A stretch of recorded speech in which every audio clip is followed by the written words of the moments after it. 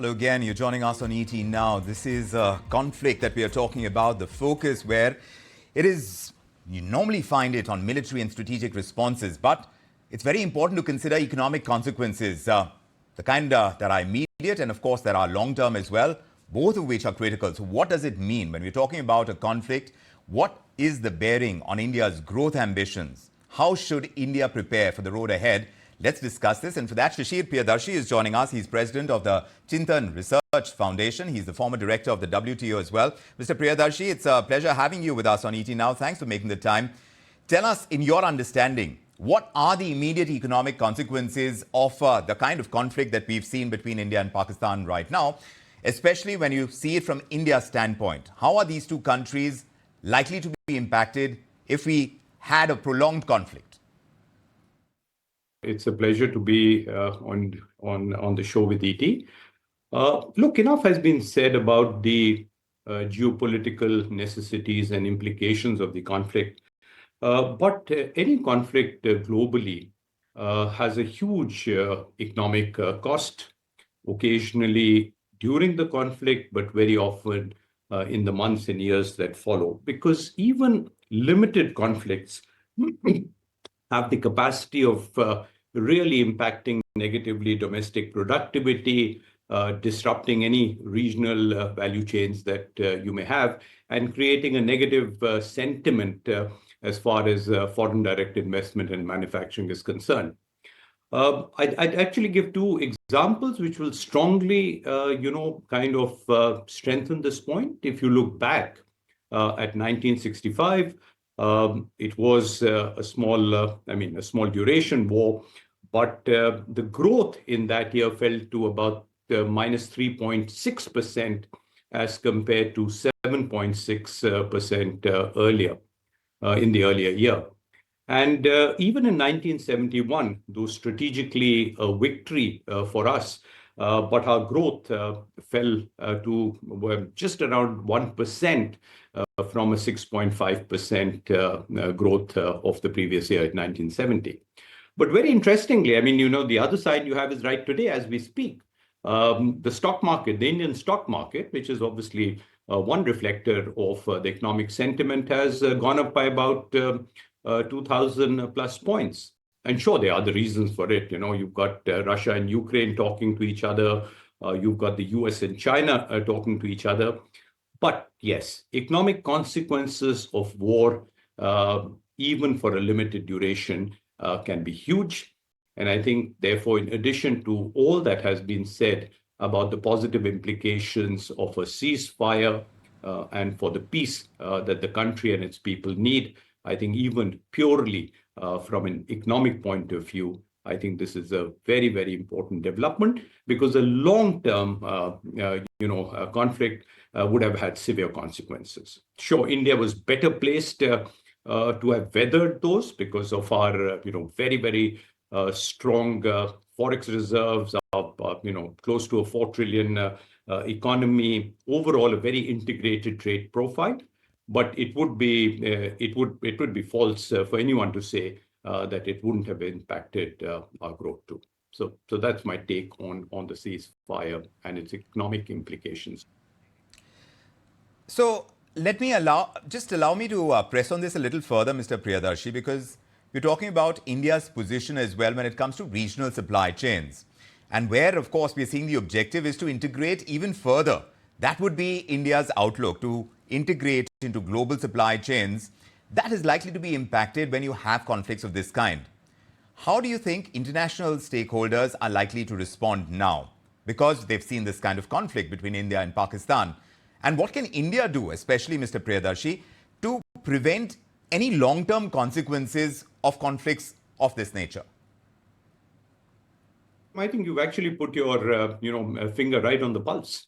If you look at the various aspirations that the country has under Prime Minister Modi, a very, very important vertical that's being pushed hard through a very large number of public policy initiatives is to create India as a manufacturing hub. And manufacturing hub today really means that you become integrated even more into regional and global value chains. And this has really kind of, been a very strong imperative since COVID, when a lot of countries felt that they wanted to adopt what is being popularly called a China plus one diversification program. And India very much fitted into that plus one, kind of view of global and regional value supply chains. And a lot has been done, including through the PLI system, including through lots of policies that encourage manufacturing within the country. But all that manufacturing, Vikram, is based on the importation of certain goods, intermediary goods, and then the export of further intermediary goods or the final product.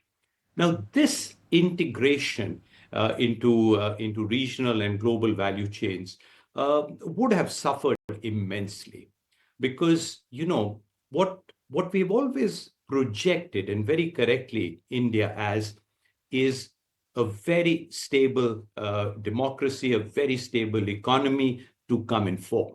In fact, others, not us, call it a low risk, high reward destination. And if we'd had a conflict which would have gone on for longer, sure, there are other implications that would have been there, but purely from a regional and a global supply chain perspective, it would have been detrimental. And I think really what is important is, as we go ahead, is that we not only need to invest for defense, but we also need to invest for peace.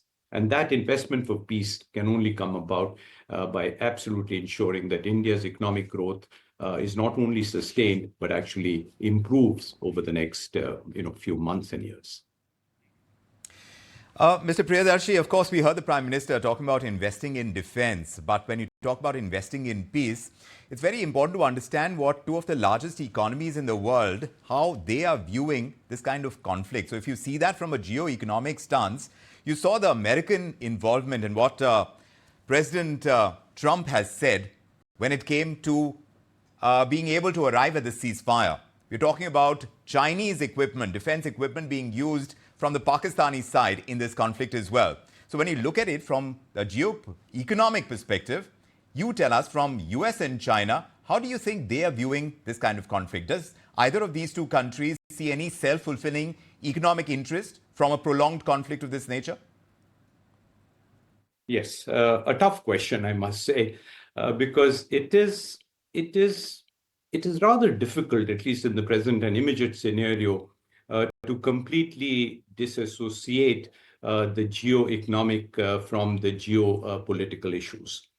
But yet, I mean, myself being an economic scientist, let me try and do that.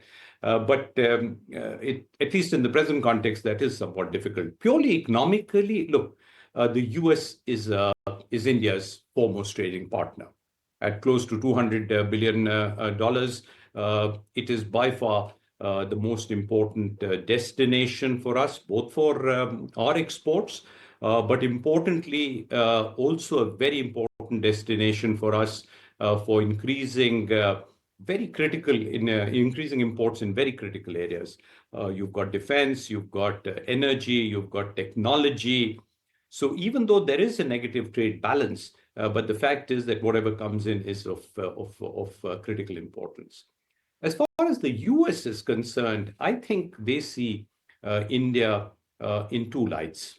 One, because of our domestic market, because of our increasing economic growth, they see the Indian market as very important, and there is a domestic imperative of wanting to penetrate the Indian market more.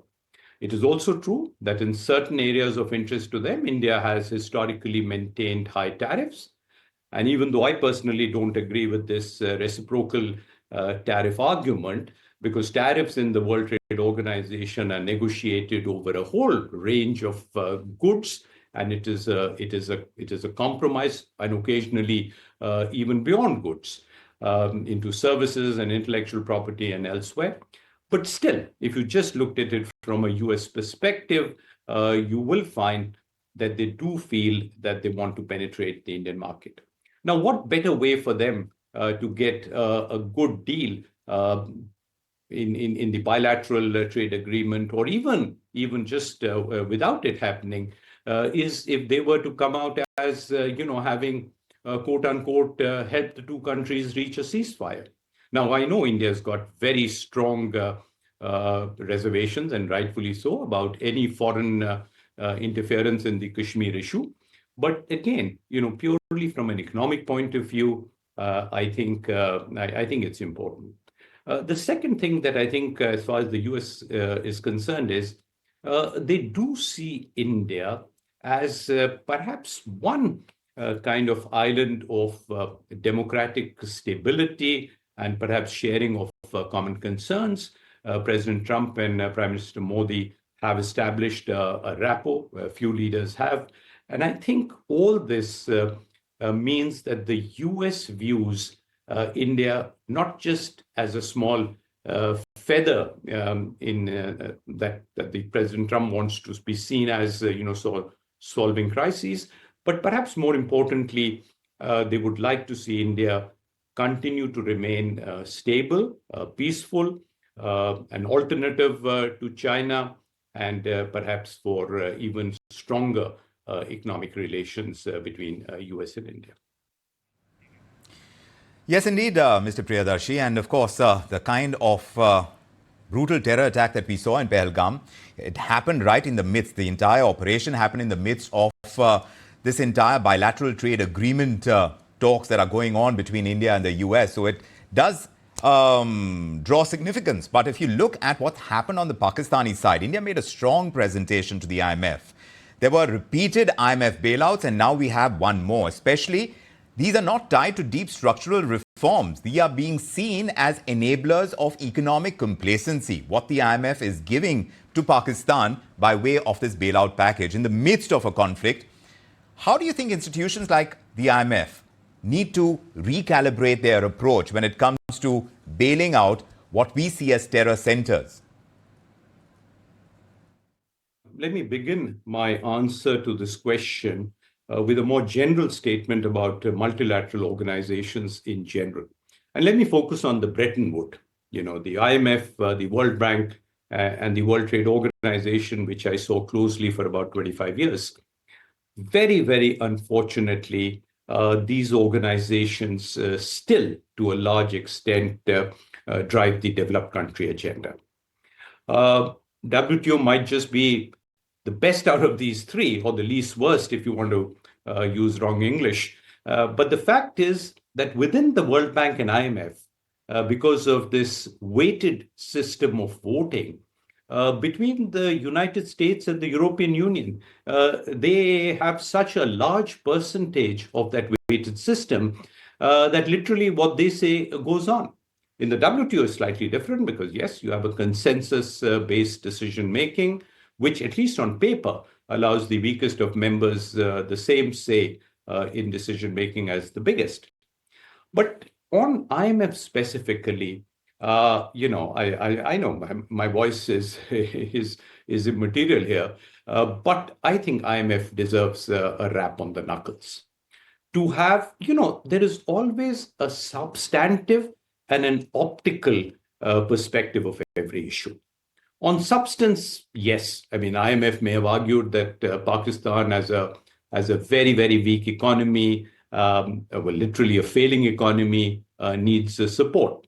Though I have, I have my own counter argument on that. But optically, for the IMF to have sanctioned a loan to a country which is not only the kind of hub of terrorism, but is also in the middle of a conflict with the largest democracy in the world. I mean, I think optically that was terribly bad timing. But even on substance, Vikram, I'm going to share, one very revealing data with you.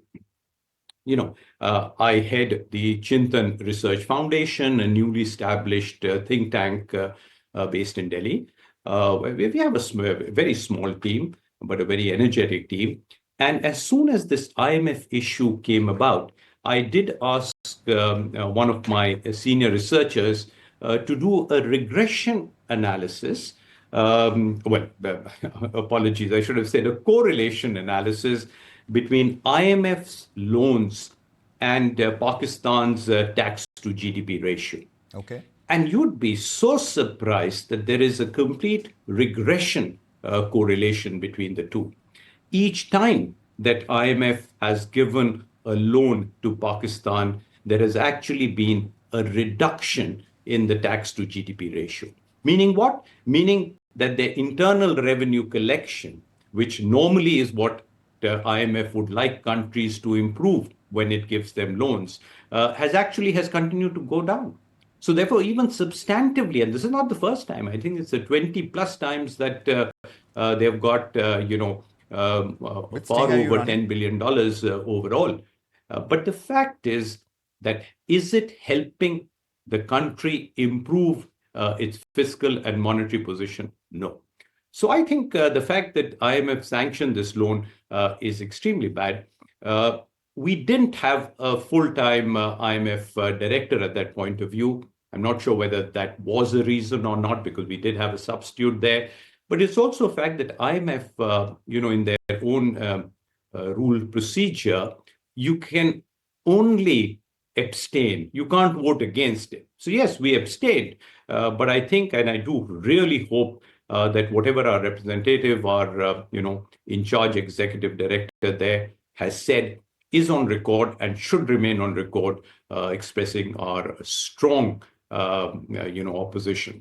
A final word on this is we shouldn't let it go by just saying, well, like it was in the past, they've already sanctioned it, let's leave it at that. No, I would very, very strongly feel that we must continue to raise a hue and cry over this, because it's not just this amount. We've got to ensure that until and unless Pakistan ticks all the boxes that India wants it to in the context of its support for terrorism, the FATP, and the other issues, the multilateral organizations must tread a very, very careful path, because there is a huge risk of this money being diverted for purposes other than what it is being sanctioned. And for that, Mr. Priyadarshi, you say the IMF deserves a huge rap on its knuckles, and that's something that India is presenting. How much of that diplomatic push is going to come through in times to come is something that we'll be watching. But also, I want to ask you, as we wind up this conversation, Mr. Priyadarshi, you tell us from a futuristic perspective, going beyond this conflict, how should India plan? Because the Prime Minister is talking about Viksit Bharat 2047. He's talking about the role of defense manufacturing and all of that as well. We need to stay on the path of growth. How do we do this? Economically speaking, looking beyond the conflict and military kind of action, how do you think India should plan for the future? It's going to be a tough and challenging times for the policymakers, and I'll tell you why. Look, there is bound to be a review of our defense expenditure. Even if you went by what is reported in the press that we've come out with flying colors, but there would certainly be aspects that in an internal and confidential review would come out as requiring strengthening, requiring modernization, or even requiring a complete new approach to what this 4-day conflict would have, the experience it would have given. Now, if money is going to get diverted to defense, and let's be practical, it will. And yet we want to maintain the trajectory that the country has started under Prime Minister Modi to reach the goal of being a developed country by 2047. That is Viksit at 2047. Then I think the reform agenda and the public policy imperatives in the next few months, the next few years are going to be very, very important. Because if we do not want to take away or lessen the investment in growth sectors, and yet probably may need to increase our defense spending, then the pie has to become bigger.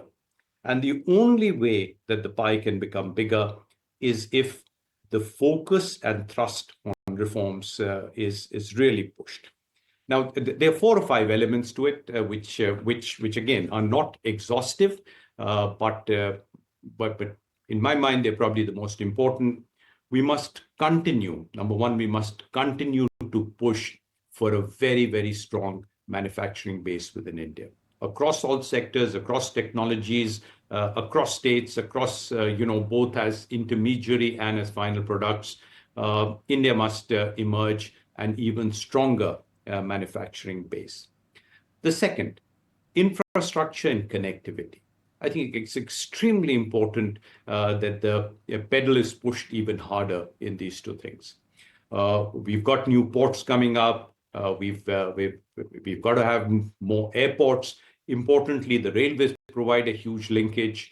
We've already seen, as far as ports and airports is concerned, both the modernization and privatization and the benefits that has reaped. I think the same thing needs to be now put into all forms of connectivity. Third, the integration globally. We are part of a number of important multimodal corridors, the IMEC being the most recent one. And I think we really need to push the implementation of these corridors because they are not the traditional transport corridors. They are multimodal. There is energy, there is data, there is renewable energy, there is green hydrogen, all of which I think would only boost India's economic growth. And we must also very, very strongly and quickly is actually the right word, try and conclude as many of our free trade agreements that are still being negotiated. I think we have to improve our competitiveness. And while the government must keep a lookout for any sectors that seem to bear the brunt of any import surges, but it is a fact that opening up of the market and making it more competitive is what will lead to growth. Coupled with this, we have our, I think so far, again, very creditable the way the macroeconomic stability has been ensured by our fiscal and monetary policies, and we need to keep that thing. A final word, and I think that really is important, I would feel, for the government to do, liquidity in the market. We so often we want, and it's not just the large private sector that I'm talking about, which is involved in obviously the infrastructure growth and often cries about lack of liquidity, but really India's growth is made up from the SME sector. And if you go around, and we've just done as part of Chintan's work, done a small survey, and I think one of the most important feedback we've got from the small and medium enterprise, which every urban city is full of, that they are unable to get the requisite financing for their, growth and need from banks. And therefore, I think the NBFCs also have to be kept very strongly into the picture. But overall, yes, Vikram. I mean, we've really got to push very strongly. If our target was to become a 5 trillion economy in 5 years, we should actually try and do it in 4. Because I think finally, what will kind of make you stand out as a country is your strong economic power. Military power is important. Military power needs to be there, but it is this economic power which we must push for. That's the economic power that India needs to kind of push for. There is no taking away from that, Mr. Priyadarshi. While fighter jets and these missile systems could make a lot of headlines, defense budgets, like you pointed out, they could edge higher. It's the economic trajectory that determines the longer-term resilience of a nation. And conflicts, of course, they may be episodic. The ripple effects of these conflicts on investment, on trade, on inflation, global perception even, those linger far longer. Mr. Priyadarshi, thank you so much. Thank you for joining us tonight on ET Now and for laying out not just the risk, but also the recalibration that India must consider as we chart our growth path through this increasingly volatile geopolitical landscape. The battlefield, of course, could be momentary, but the economic war for stability and progress, that is continuous, and it demands foresight, it requires strategy, it requires staying power.